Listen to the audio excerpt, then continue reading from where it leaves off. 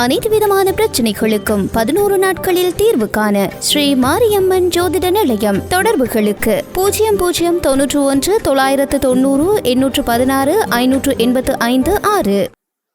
பக்தி ஒளி நேயர்களுக்கு என் அன்பான ஆன்மீக வணக்கம். இன்னைக்கு நம்ம என்ன சாப்டர் பத்தி டிஸ்கஸ் பண்ண போறோம் அப்படின்னாங்க, ஜென்ரலாவே நம்ம வீட்டுல பாருங்க, அழகுக்கு அப்படின்னு சொல்லிட்டு நம்ம நிறைய பிக்சர்ஸ் வச்சிருப்போம். வெறும் அழகுக்கு அப்படின்னு மட்டும் வைக்கிறத விட அழகு கூட அதிர்ஷ்டமும் இருக்கிற மாதிரி பிக்சர்ஸ் நம்ம வைக்கும் போது பாத்தீங்கன்னா நம்மளுக்கு பலன் ரெட்டிப்பா இருக்கும். ஜென்ரலா நம்ம வீட்டுக்கு அழகு பொருட்கள் அப்படின்னு தேடும் போது நம்ம பார்ப்போம், நம்ம மனசுக்கு அதை பிடிக்கணும், பார்த்த உடனே ஒரு பிளசண்டா இருக்கணும், நம்மளுக்கு அதை பார்க்கும்போது ஒரு சந்தோஷமா இருக்கணும், ஒரு அட்ராக்ஷனா இருக்கணும்.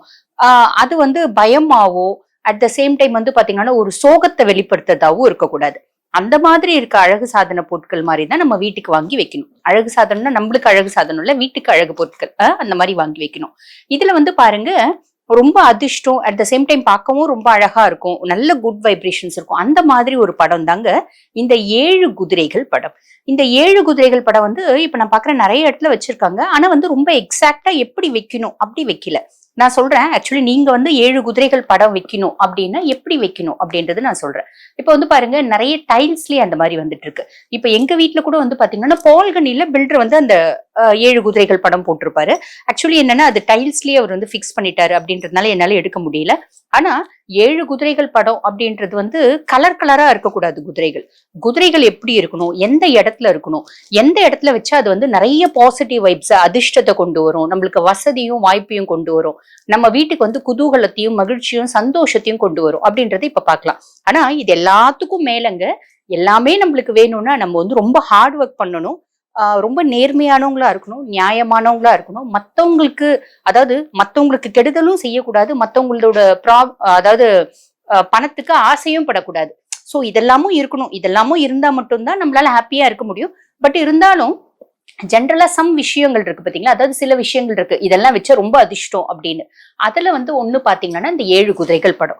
இந்த 7 அப்படின்ற ஒரு நம்பருக்கே ஒரு பெரிய வேல்யூ இருக்குங்க. ஜென்ரலா பாருங்க, சூரிய பகவானை சொல்லுவாங்க, ஒரு 7 குதிரைகள் பூட்டின தேர்ல தான் வலம் வருவாரு அப்படிம்பாங்க. இது நம்ம எல்லாருக்கும் தெரிஞ்ச விஷயம். அதே மாதிரி பாருங்க, இந்த கல்யாணத்துக்கு அப்படின்னும் போது 7 வச்சன் அப்படின்னு நார்த் இந்தியால பாத்தீங்கன்னா சாத் வச்சன் நிபானக அப்படிம்பாங்க. தமிழ்நாட்டிலயும் பாருங்க, கல்யாணம் அப்படின் போது 7 உறுதிமொழிகள் அப்படின்றது மாப்பிள்ளையும் பொண்ணு எடுப்பாங்க. அதே மாதிரி அம்மி மிதிச்சு அருந்ததி பாக்குறது அப்படின்ற ஒரு கலாச்சாரமும் நம்மளுக்கு இருக்கு. 7 விண்மீன்கள், ஓகேங்களா, அதுல அருந்ததி தாயாரும் ஒண்ணு. அதே மாதிரி நம்ம ரெயின்போஸ் எடுத்துன்னு வச்சுக்கோங்களேன், 7 வண்ணங்கள் நம்ம எல்லாருக்கும் தெரியும், violet, indigo, blue, green, yellow, orange and red. அந்த 7 வண்ணங்கள், அந்த 7 அப்படின்றது ஒரு உத்தமமான நம்பருங்க. இது நம்ம ரிலிஜியன்ல மட்டும் இல்லைங்க, இஸ்லாமியர் மதத்திலயும் கிறிஸ்துவ மதத்திலயும் கூட பாத்தீங்கன்னா அதுக்கு பெரும் பங்கு இருக்கு. இந்த இஸ்லாமிய மதத்துல ஒரு நிறைய விஷயத்துக்கு 7 கொண்டு வருவாங்க. நான் ரீசெண்டா ஒரு காஃபியை பத்தி ஒரு ரிசர்ச் பண்ணும்போது அதுல சவுதி கண்ட்ரீஸ்ல இருந்து காஃபி இந்தியாவுக்கு வந்தது காரணமே பாபா புதன் அப்படின்றவரு. அவர் மெக்காக்கு போகும்போது அங்க காஃபி குடிச்சு அதனோட டேஸ்டும் அரோமாவும் ரொம்ப நல்லா இருக்கு, அப்படி நம்ம இந்தியா கொண்டு வரணும் அப்படின்ற காரணத்தினால அவரோட தாடியில 7 காஃபி கொட்டிகளை மறைச்சி எடுத்துட்டு வந்ததா ஒரு ஹிஸ்டரியும் இருக்குங்க. ஆக்சுவலி சவுதி கண்ட்ரீஸ்ல என்னன்னா இந்த காஃபியை வெளியே எங்கேயுமே அனுப்பக்கூடாது அப்படின்றதுல ஒரு பெரும் ஒரு கண்ணும் கருத்துமா இருந்தாங்க. அதனால காஃபி எல்லாம் என்ன பண்ணுவாங்கன்னா, காஃபி கொட்டையெல்லாம் வெறுத்துதான் வைப்பாங்களாம், வேற இடத்துல அதை ஹார்வெஸ்ட் பண்ணக்கூடாதுன்னு. ஏன்னா அது ஒரு அஃபென்ஸாவே அவங்க வச்சிருந்தாங்களாம், மத்த இடத்துக்கு காஃபி போகக்கூடாது அப்படின்னு. சோ இந்த மாதிரி 7 கொட்டைகளை மறைச்சி கொண்டு அவர் இந்தியாவுக்கு ஹார்வெஸ்ட் பண்ணதா ஒரு ஹிஸ்டரியும் இருக்கு, சரிங்களா. சோ அதே மாதிரி இது எதுக்கு சொல்ல வர அப்படின்னா, இந்த 7 அப்படின்ற நம்பர் பாருங்க ஒரு அதீத விசேஷமானது. இந்த 7 கிரகங்கள்ல பாருங்க கேது பகவானுக்கு தொடர்புடைய நம்பருங்க. ஜென்ரலா கேதுவை என்ன சொல்லுவாங்க, ஞானகாரகன் அப்படின்னு சொல்லுவாங்க. கேது ஒருத்தவங்களோட ஜாதகத்துல ரொம்ப நல்லா இருக்கு அப்படின்னா அவங்க ஃபாரின்ல இருப்பாங்க, ரொம்ப ஹைலி குவாலிஃபைடா இருப்பாங்க. அட் த சேம் டைம் பாத்தீங்கன்னா ரொம்ப ஞானம், இன்டெலிஜென்ட் எல்லாமே ரொம்ப ஜாஸ்தி இருக்கும், ஓகேங்களா. புத்திசாலித்தனம், ஞானம் ரெண்டுமே வேற வேற இல்லைங்களா, எல்லாமே இருக்குமா, அந்த அளவுக்கு தெளிவா இருப்பாங்களா. சோ இது எதுக்கு நான் அப்படி சொல்றேன் அப்படின்னா, அந்த 7 அப்படின்ற நம்பர்னோட வேல்யூ உங்களுக்கு சொல்றேன். ஆக்சுவலி அந்த 7 நம்பர்னோட வேல்யூ நம்ம சொல்லணும்னா இன்னும் சொல்லிட்டே போலாம், நம்மளோட டாபிக் உள்ளே வந்துடலாம். ஆக்சுவலி அந்த மாதிரி இந்த 7 குதிரைகள் படம் அப்படின்றது ரொம்பவே விசேஷங்க.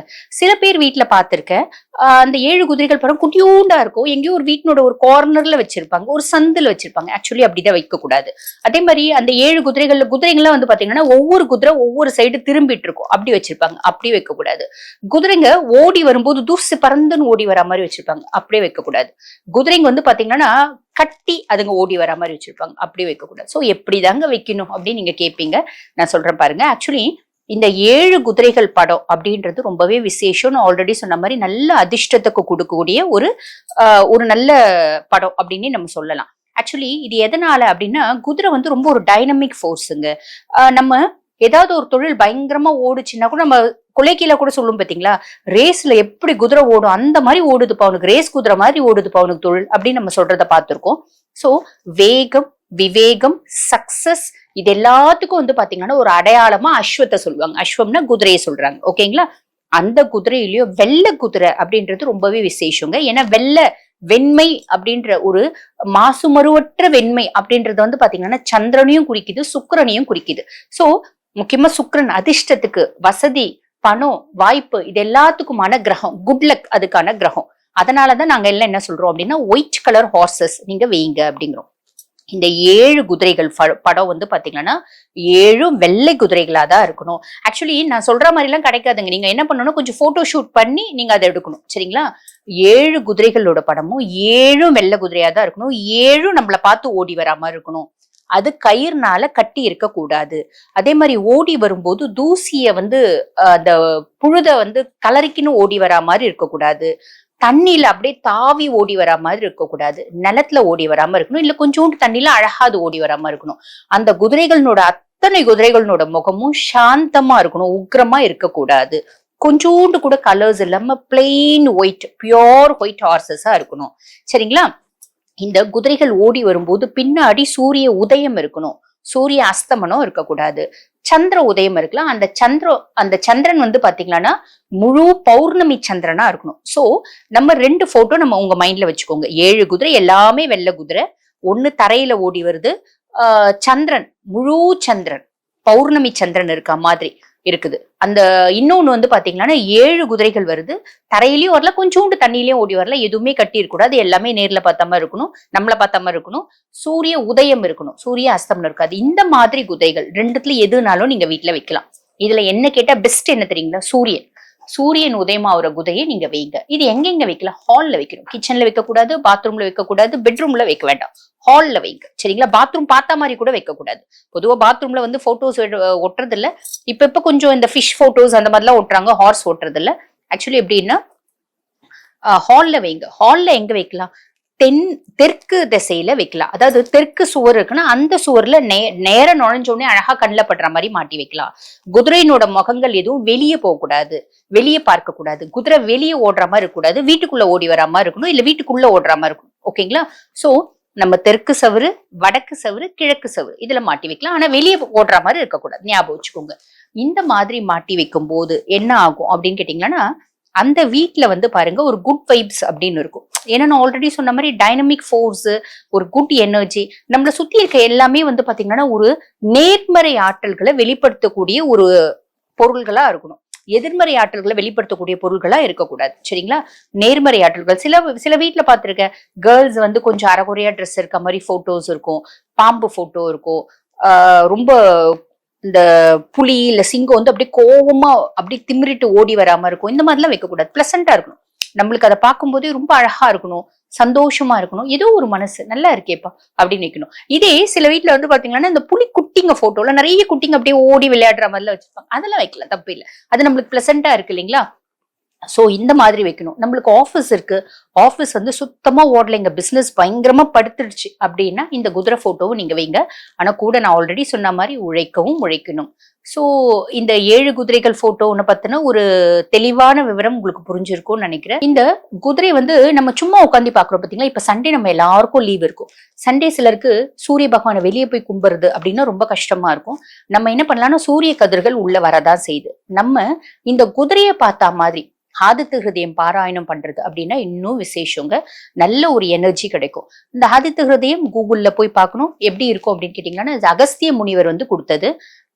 ஸ்ரீராமச்சந்திர மூர்த்திக்கு ராவணனுக்கு அகெயின்ஸ்டா அவர் வந்து போர் புரியும் போது நிறைய விஷயங்கள் அவருக்கு வந்து ஹெல்ப் பண்ணுச்சு. அதுல ஒரு விஷயம் தான் வந்து பாத்தீங்கன்னா இந்த ஆதித்த ஹிருதய ஸ்தோத்திரம். இந்த ஆதித்த ஹிருதய ஸ்தோத்திரம் வந்து பாருங்க, நான் நிறைய கிளையன்ஸ்க்கு கொடுத்துருக்கேன். அதை நான் பின்னாடி சொல்றேன். ஃபர்ஸ்ட் அந்த மந்திரம் எப்படி ஆரம்பிக்கும் அப்படின்னு சொல்றேன். ஓம் அஸ்ரீ ஆதித்த ஹிருதய ஸ்தோத்திர மகா மந்திரஸ்ய ஆசியோ பகவான் ரிஷி அனுஷ்டுப்ப சந்த ஸ்ரீ ஆதித்யாத்ம சூரிய நாராயணோ தேவத சர்வத்திர ஜெய் சத்தியத்தை ஜபே விநியோக அப்படின்ற மாதிரி ஆரம்பிக்கோங்க. இதை நீங்க கூகுள்ல போயிட்டு நீங்க டைப் பண்ணிக்கோங்க. லிரிக்ஸே வரும், லிரிக்ஸ் இன் தமிழ் வரும். ஸோ இது வந்து நீங்க அதை பார்த்து பாராயணம் பண்றீங்க அப்படின்னா விசேஷம். உங்களுக்கு ப்ரொனன்சியேஷன் சரியா வராது அப்படின்னா நம்ம என்ன பண்ணலாம்னா ஆதித்த ஹிருதயம் நம்ம யூடியூப்ல ஆன் பண்ணி விட்டுடலாம். ஆன் பண்ணி விட்டுட்டு லிரிக்ஸை பார்க்கலாம். இல்ல ஆதித்ய ஹிருதயம் ஆன் பண்ணிட்டு அந்த குதிரையை நம்ம பார்க்கலாம். ஸோ நம்ம ஆதித்ய ஹிருதயம் பாராயணம் பண்ண பலன் வரும். இந்த ஆதித்த ஹிருதயம் வந்து பாருங்க நிறைய கிளைண்ட்ஸ்க்கு நாங்க கொடுத்துருக்கோம். யார் யாருக்கெல்லாம் கொடுப்போம் அப்படின்னு கேட்டீங்கன்னா, ஜாதக பிரகாரம் சூரியன் வந்து நல்லா இருக்கும், ஓகேங்களா, ஒரு நல்ல பொசிஷன்ல இருக்கணும். இந்த மூல திரிகோண வீட்டுல இருக்கிறது, சூரியன் உச்சமா இருக்கிறது, இந்த மாதிரி இருக்க ஜாதகங்களும் வரும். அவங்க எதுக்கு வருவாங்கன்னா பாலிடிக்ஸ்ல நிக்கிறதுக்கு வருவாங்க. அவங்களுக்கு பாலிடிக்ஸ்ன்றது சக்சஸ் ஆகுமா, சக்சஸ் ஆகிற மாதிரி ஜாதக அமைப்பு இருக்குன்னா கண்டிப்பா இந்த ஆதித்த ஹிருதயம் கொடுப்போம். அதே மாதிரி கவர்மெண்ட் போஸ்டிங் ட்ரை பண்றவங்க, பல வருஷமா நாங்க வந்து எக்ஸாம்ஸ் எழுதிட்டே இருக்கோம், நாங்க வந்து சக்சஸ் ஆகல அப்படின்னா அவங்களோட ஹாரோஸ்கோப்பை பார்ப்போம். சூரியனோட ஒரு பிளேஸ், ஒரு பொசிஷன், சூரியனோட பார்வை, இதை பொறுத்து இந்த ஆதித்த ஹிருதயம் கொடுப்போம். ஸோ இந்த மாதிரி பிஸ்னஸ் பண்றோம் சக்சஸ் அப்படின்னா அந்த சக்சஸ் எல்லாத்துக்கும் நிறையத்துக்கு நான் ஹாரோஸ்கோப்பை பார்த்து கொடுக்கறது இந்த ஆதித்த ஹிருதயம்ங்க, ஓகேங்களா. பல மெத்தடாலஜி சொல்லுவோம். அதுல ஒரு மெத்தடாலஜி இந்த 7 குதிரைகள் படத்தை பார்த்து நீங்க ஆதித்த ஹிருதயம் பாராயணம் பண்ணுங்க அப்படின்றதும் சொல்லுவோம். ஸோ நான் என்னோட கிளையன்ஸ்க்கு சொல்றதை உங்களுக்கு சொல்லியிருக்கேன். அகைன் வந்து ஒவ்வொரு கிளையண்ட்க்கும் டிஃபர் ஆகும், ஒவ்வொரு கிளையண்ட்க்கு ஒவ்வொரு மாதிரி சொல்லுவேன். பட் பெரும்பாலும் இந்த மாதிரி நான் சொல்றது உண்டு, ஓகேங்களா. ஸோ இந்த பதிவு உங்களுக்கு பயனுள்ளதா இருக்கும்னு நினைக்கிறேன். இதே மாதிரி இன்னொரு பதிவுல உங்களை சந்திக்கிறேன். நன்றி.